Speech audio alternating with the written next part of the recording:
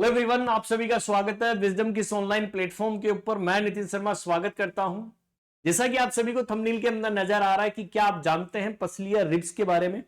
बहुत सारे क्वेश्चंस यहां पर बनते हैं, कितनी टाइप्स की जो है वो पसलियां होती है, कौन कौन सा उनके अंदर जॉइंट्स पाया जाता है। आज मैं उसी के बारे में आपको एक्सप्लेन करने वाला हूं। तो सबसे पहले आपके लिए एग्जाम का फेवरेट क्वेश्चन यही होता है कि रिब्स का दूसरा नाम क्या होता है। ठीक है, तो यदि आपको एग्जाम के अंदर क्वेश्चन पूछे रिब्स, रिब्स RIBS, रिब्स को पसलियां बोलते हैं, इसी का दूसरा नाम क्या होता है, इसे ही बोलते हैं कोस्टा। ठीक है, तो एग्जाम के अंदर यदि आपको ये कोस्टा दिया गया हो तो भी कंफ्यूजन नहीं होना है, इसका नाम एक ही आपको देखने को मिलता है। रिब्स बोल दो या इसे क्या बोल दो, कोस्टा बोल दो। एग्जाम का फेवरेट क्वेश्चन कि टोटल नंबर कितने होते हैं, टोटल नंबर ऑफ रिब्स। यदि आपको पूछे कि रिब्स के टोटल नंबर हमें कितने देखने को मिलते हैं, तो सर पेयर हमें देखने को मिलते हैं। और पेयर कितने होते हैं, 12 पेयर। ठीक है, जोड़े कितने होते हैं, 12 पेयर या 12 जोड़े जो है हमें देखने को मिलते हैं। ये 12 जोड़े जो है वो 3 वैरायटी के अंदर पाए जाते हैं। कितनी वैरायटी के अंदर, 3 वैरायटी के अंदर। कि सर एक वैरायटी तो होती है ट्रू रिब्स की, एक वैरायटी होती है फॉल्स रिब्स की, और एक वैरायटी जो होती है फ्लोटिंग रिब्स की, है ना।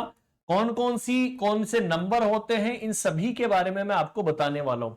कि सर ये जो 12 जोड़े हैं, ठीक है, ये 12 जोड़े के अंदर भी 3 वैरायटी पाई जाती है, ट्रू रिब्स, फॉल्स रिब्स और फ्लोटिंग रिब्स। जैसा कि मैं आपको डायग्राम के अंदर दिखाता हूं, ये देखिएगा आप सभी के सामने रिब्स है, और इस रिब्स के अंदर ये देखिए ये क्लेविकल बोन है, जिसे आप जो कॉलर बोन भी बोलते हैं, ब्यूटी बोन भी बोलते हैं, ये क्लेविकल बोन है। ये पीछे की तरफ स्केपुला, ये वाला शोल्डर जो बना रहा है स्केपुला, ये स्टर्नम है। और ये इस स्टर्नम से क्या है, सारी रिब्स जो है वो जुड़ी हुई नजर दिख रही है। ठीक है, तो ये क्या है, स्टर्नम है। अब बोलते हैं कि ये रहा आप सभी के सामने ट्रू रिब्स। कि सर जो ट्रू रिब्स होती है वो नंबर में कितनी होती है, आपने 3 वैरायटी बनाई, तो बोलते हैं कि पसलियां 1 से लेकर 7 तक की जो पसलियां होती है वो किसका है सर, वो ट्रू रिब्स का एग्जाम्पल है। फॉल्स रिब्स कितनी होती है सर, 3 होती है। 3 कौन कौन सी, 8 नंबर, 9 नंबर और 10 नंबर की जो पसली होती है, रिब्स होती है, वो फॉल्स रिब्स है। और फ्लोटिंग कितनी है, जो लास्ट की 11 और 12 जो बची है वो फ्लोटिंग रिब्स है। तो यदि यहां पर आपको पूछे कि ट्रू रिब्स जो है वो कितनी होती है, आप क्या आंसर करोगे। चलो मैं आगे एक्सप्लेन कर देता हूं इसको, और हेडिंग के तौर पर कि सर पहला वैरायटी के अंदर आता है ट्रू रिब्स। अच्छा, ट्रू क्यों बोला सर, ट्रू इसलिए बोलते हैं कि ये जितनी भी पसलियां हैं वो डायरेक्टली स्टर्नम से कनेक्टेड है, इसलिए इसे आप ट्रू रिब्स के नाम से हम जानते हैं। ठीक है, पहला क्वेश्चन, कितने पेयर हैं, शुरू के 1 से लेकर जो 7 पेयर हमें नजर आते हैं वो ट्रू रिब्स का एग्जाम्पल हमें देखने को मिलता है।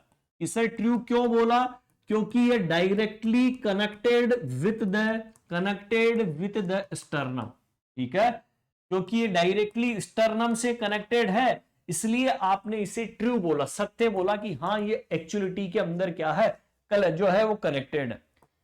अच्छा, इसे और किस नाम से जानते हैं, ऑल्सो कोल्ड एज। एग्जाम के अंदर कभी कभी क्वेश्चन पूछ ले कि ट्रू रिब्स के अंदर सर और किस नाम से हम जानते हैं, आप बोलोगे स्टर्नोवर्टिब्रल। इसे और किस नाम से जानते हैं, स्टर्नोवर्टिब्रल। अब वर्टिब्रल का मतलब है ये वर्टिब्रल कॉलम है, ये दोनों कनेक्टेड है आगे से पीछे की तरफ। ठीक है, स्टर्नम आगे और पीछे, वर्टिब्रल कॉलम तो एकदम रिब्स कनेक्टेड है, इसलिए इसे स्टर्नोवर्टिब्रल के नाम से भी हम जानते हैं। फिर आता है sir false ribs. False ribs क्यों बोला, अच्छा ये कितने पेयर होते हैं, लिखो पेयर। कि सर 8 नंबर, 9 नंबर और 10 नंबर की जो रिब्स होती है वो कौन सी होती है सर, वो हमें देखने को मिलती है फॉल्स रिब्स। अच्छा सर फॉल्स क्यों बोला, क्योंकि ये इनडायरेक्टली कनेक्टेड होती है स्टर्नम से, indirectly connected with the sternum.